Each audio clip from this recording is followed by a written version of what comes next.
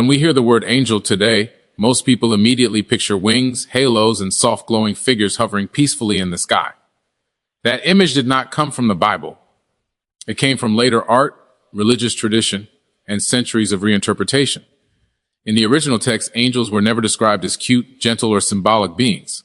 They were described as messengers, powerful, intimidating, and overwhelmingly real. The word angel itself comes from the Greek angelos, which means one who brings a message. That's it. No wings, no divine glow, no indication of a purely spiritual entity. In Hebrew, the word is malach, which also means messenger or envoy. These terms describe function, not form. They tell us what these beings did, not what they were supposed to look like according to later religious imagination. And when these messengers appeared, people didn't feel comforted. They felt fear. Almost every angelic encounter in Scripture begins with the same command, fear not. That phrase alone tells you everything. You don't tell someone to fear not unless they are already terrified. These were not dreamlike visions. These were confrontations with something so unfamiliar and powerful that the human nervous system immediately went into shock. Take the encounter with Mary, for example. The text does not describe a peaceful moment. It describes sudden appearance, overwhelming presence, and a message delivered with authority. Or look at the shepherds in the field, grown men accustomed to danger, who fell into fear when the messenger appeared. This wasn't symbolism. This was an event. Now consider how angels travel. They descend from the sky. They ascend back into the heavens. They appear suddenly and vanish just as quickly. They deliver precise information, sometimes about future events, sometimes about specific individuals, sometimes about entire civilizations. They demonstrate knowledge that no ordinary human could possess at the time. That is not mythology. That is intelligence. Ezekiel's account makes this even clearer. He didn't describe wings and halos. He described spinning wheels within wheels, metal-like structures, fire, vibration, and sound. He described something that moved independently of the beings associated with it. He described a craft. But because Ezekiel lived thousands of years ago, he lacked the language to call it what we would call it today. So he used metaphors drawn from his environment: wheels, fire, crystal, thunder. Religion later labeled this symbolic, not because the text says so, but because the implication was too disruptive. If angels were advanced beings using technology, then they were not magical. And if they were not magical, then humanity's relationship to them changes completely. Magic keeps people dependent. Technology raises questions. Another important detail often ignored is that angels eat. In Genesis, messengers visit Abraham and consume food. Symbolic beings do not eat. Metaphors do not sit down and dine. These beings interacted physically with the environment. They could be seen, heard, and touched. They were not floating concepts. They also follow orders and hierarchies. Some angels report back. Some deliver warnings. Some execute tasks. This suggests organization, structure, and authority, characteristics of advanced systems, not abstract spiritual forces. Even the term host of heaven implies a coordinated group, not random supernatural apparitions. Over time, these details became inconvenient. As religious institutions formed, the narrative shifted. Angels were softened, spiritualized, and stripped of their physical presence. Wings were added. Fear was removed. Mystery was replaced with comfort. Why? Because a being that arrives from the sky with superior knowledge challenges human authority. But a symbolic angel reinforces belief without questioning power. When you strip away tradition and go back to the text, angels were not mystical decorations in a religious story. They were messengers, entities, arriving from somewhere else, delivering information, influencing events, and leaving. The fear they caused, the technology they were associated with, and the knowledge they carried all point to one thing: these were encounters with something real, not imagined. The ancient people didn't worship angels. They reacted to them. They recorded what they saw the best way they could. And what they recorded does not match the modern fairy tale version. It matches contact. Ancient texts were written by people who lived in a world without electricity, engines, or advanced machinery. Their entire reality was built on stone, wood, fire, and simple tools. So when something appeared that clearly did not belong to that world, they had no technical vocabulary to describe it. They could only explain what they saw using comparisons drawn from nature and everyday life. This is where modern readers make a critical mistake. They assume primitive language equals primitive experience. It does not. When Ezekiel describes a vision of the heavens opening, he doesn't say he saw a spacecraft because that word didn't exist. Instead, he describes wheels within wheels, rotating independently, glowing like burnished metal, moving without turning, accompanied by thunderous sound and fire. He describes something that descends from the sky, hovers, emits light, and moves with precision. Those are not spiritual metaphors. Those are mechanical observations filtered through ancient perception. The same pattern appears throughout Scripture. Moses encounters what is called a burning bush, yet the text is careful to say the bush was not consumed by the fire. That is an important detail. Fire that does not burn its fuel is not ordinary fire. Moses hears a voice emanating from this luminous phenomenon, delivering instructions with authority and intelligence. From a modern standpoint, this resembles a controlled energy source or a communication interface. From Moses' standpoint, it was the closest thing he could compare it to, a bush on fire. Then there's the pillar of cloud by day and fire by night that leads the Israelites through the wilderness. This object moves, stops, emits light, provides guidance, and positions itself strategically between opposing forces. Clouds don't behave like that. Fire doesn't navigate, but a technological object could. The ancient writers described it as a cloud because it obscured itself, and as fire because it emitted light. Again, function described through familiar imagery. The Ark of the Covenant is another example. It is often treated as a purely religious artifact, but the text describes it as dangerous to touch, capable of killing those who mishandle it, and powerful enough to alter battle outcomes. It emits energy, requires insulation, and must be handled with specific protocols. Priests wear protective garments. Poles are used to carry it without direct contact. That sounds less like symbolism and more like an advanced device being operated by people who did not fully understand it. Even the language of glory and radiance deserves scrutiny. When ancient texts speak of beings shining, glowing, or surrounded by brilliance, modern religion immediately assigns spirit, tool meaning. But light is not inherently spiritual. Light is energy. Radiation, plasma, and advanced power systems all emit light. To a Bronze Age observer, glowing equals divine because there's no other category for it. The same applies to sound. Descriptions of trumpets, thunder, roaring voices, and vibrations appear repeatedly during divine encounters. These are not random poetic flourishes. They are sensory details. Anyone who has stood near heavy machinery, aircraft, or high-energy systems knows that sound and vibration are unavoidable byproducts. The ancients didn't call it propulsion or resonance. They called it thunder.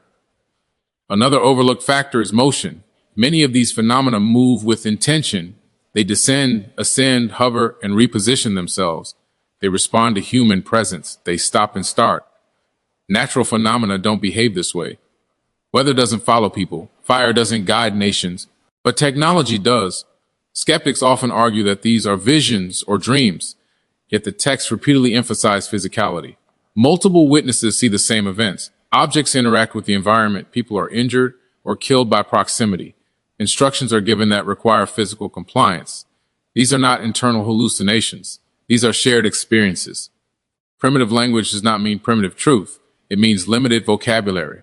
If someone from 2,000 years ago witnessed a helicopter, they would not describe rotors, engines, and aerodynamics. They would describe spinning wings, wind, noise, and a flying structure.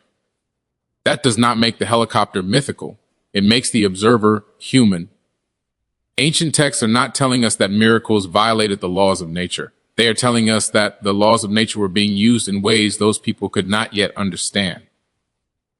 What later generations labeled as supernatural may have simply been advanced science encountered out of context. The mistake is not in the ancient descriptions. The mistake is in assuming they were meant to be symbolic rather than observational. The Book of Enoch is one of the most controversial ancient texts ever written, not because it contradicts the Bible, but because it explains parts of it too clearly. It was known, read, and respected by early Jewish communities and early Christians.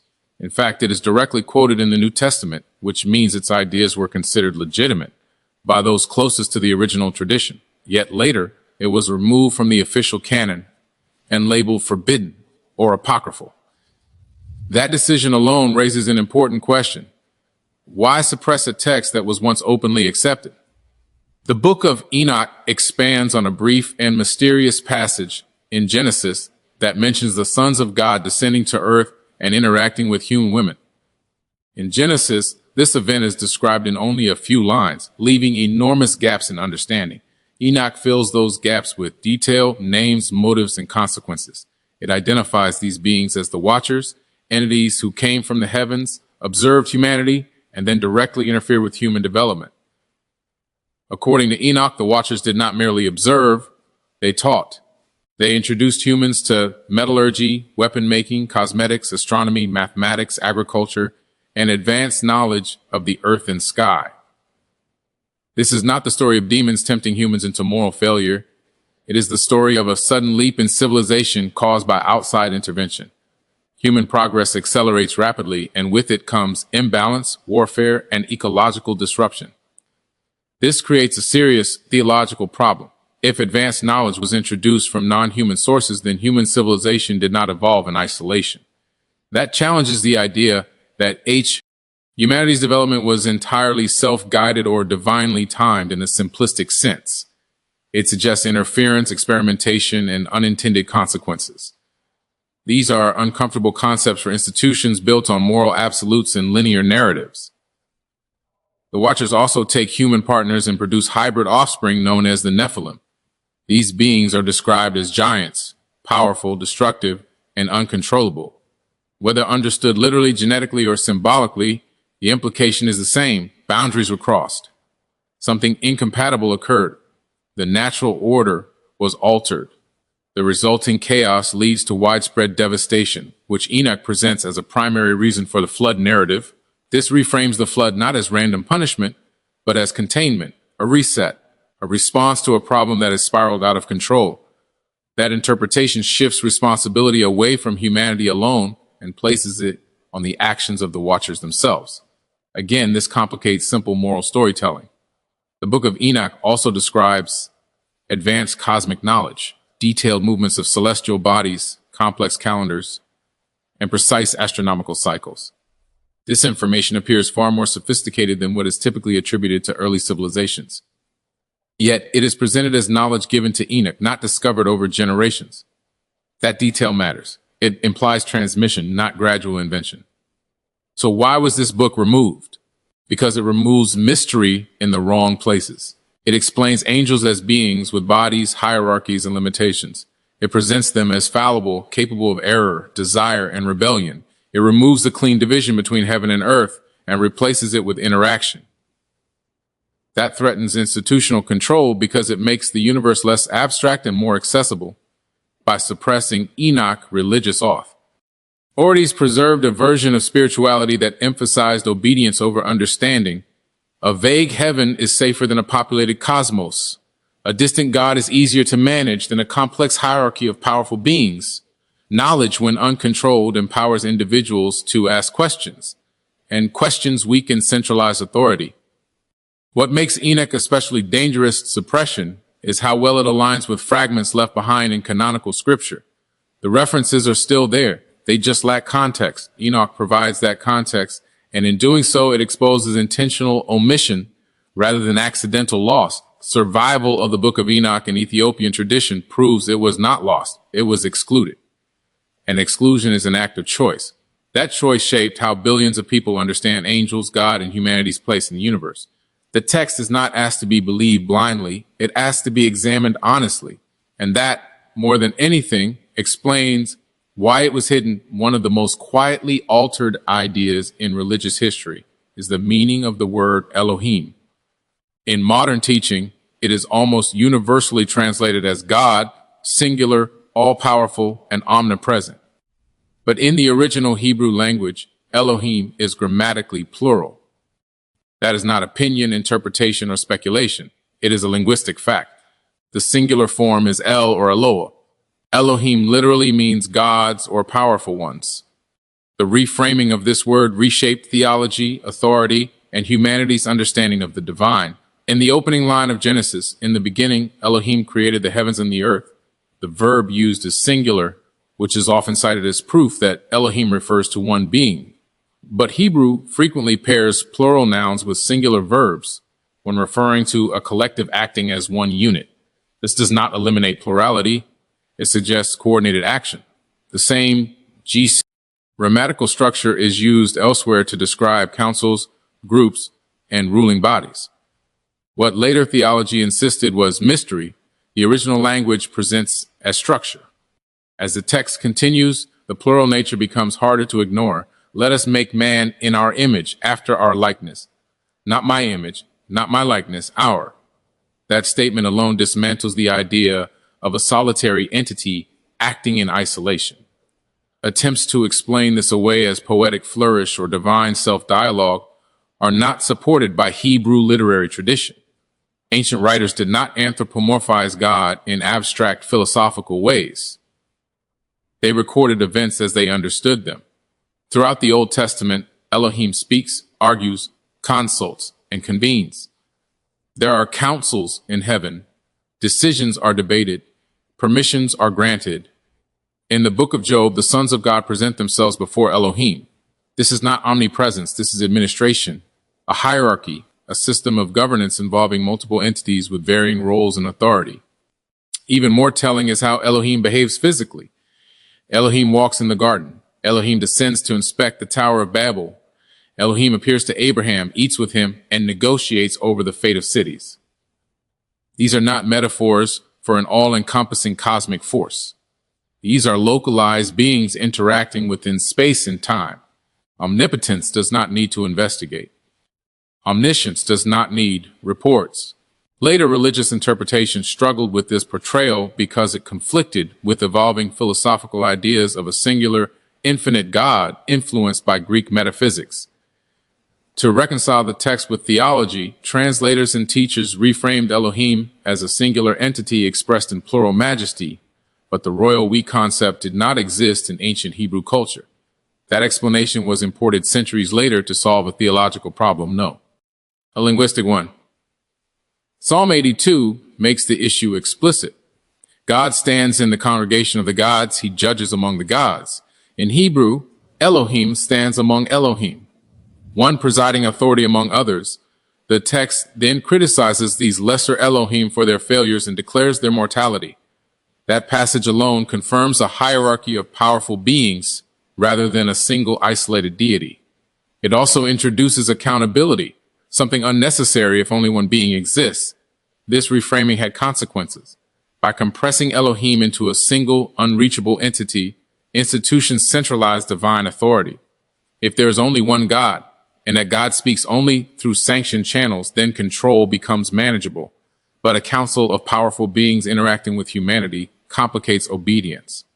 It invites questions about origin, rank, and responsibility. The shift also altered humanity's identity. If humans were made in the image of a singular abstract God, then divinity is distant and unattainable. But if humans were made in the image of Elohim, a group of advanced beings, then humanity reflects potential, capability, and shared attributes. That interpretation aligns with statements like, "You are gods and children of the Most High," which later theology softened or spiritualized to avoid literal implication. Reframing Elohim wasn't about correcting error. It was about simplifying complexity. Complex systems invite investigation. Singular absolutes demand submission. The original texts describe a populated cosmos with layers of authority, interaction, and conflict. Later doctrine reduced that cosmos to a lone figure ruling from nowhere and everywhere at once. The plural nature of Elohim does not diminish the divine. It expands it. It transforms God from an abstract idea into a structured reality. And that reality is far more consistent with the ancient texts than the version passed down through tradition. Religion did not begin as a system of control.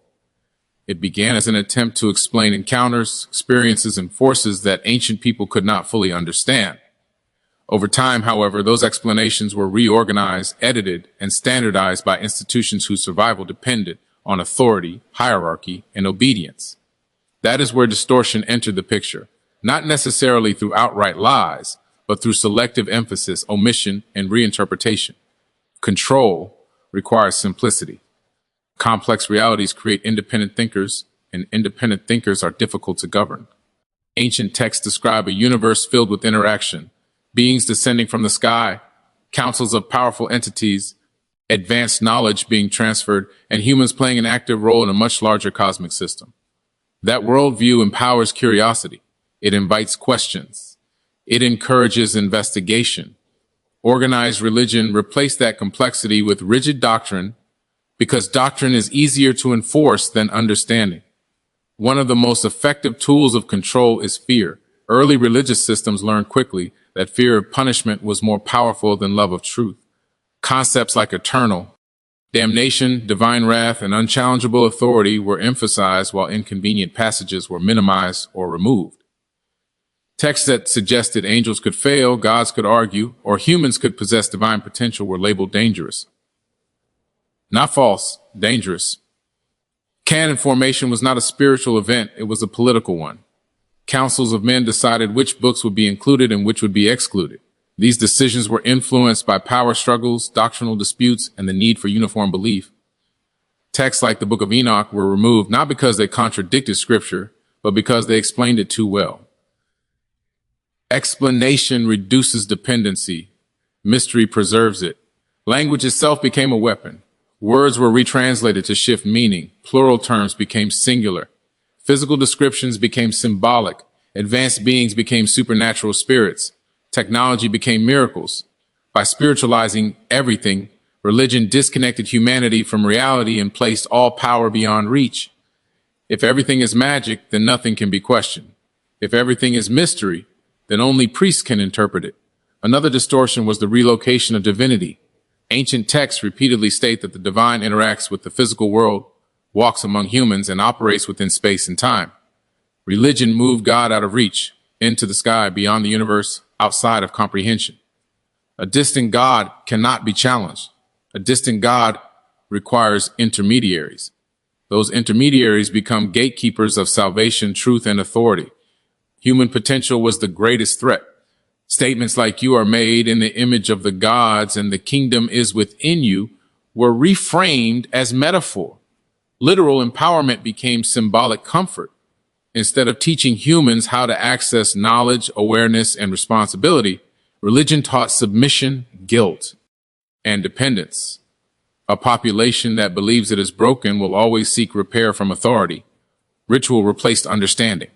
Repetition replaced inquiry. Obedience replaced exploration.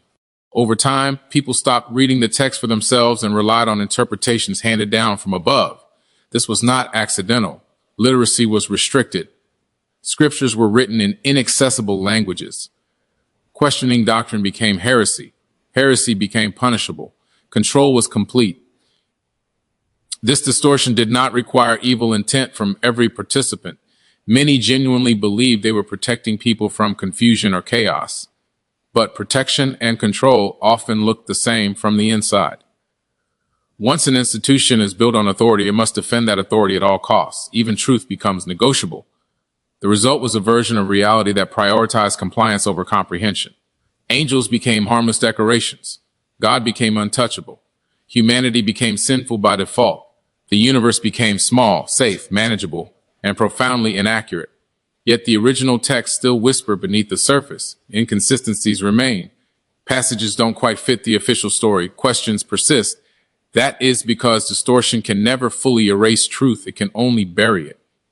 Buried knowledge has a way of resurfacing when people begin reading, thinking, and questioning again.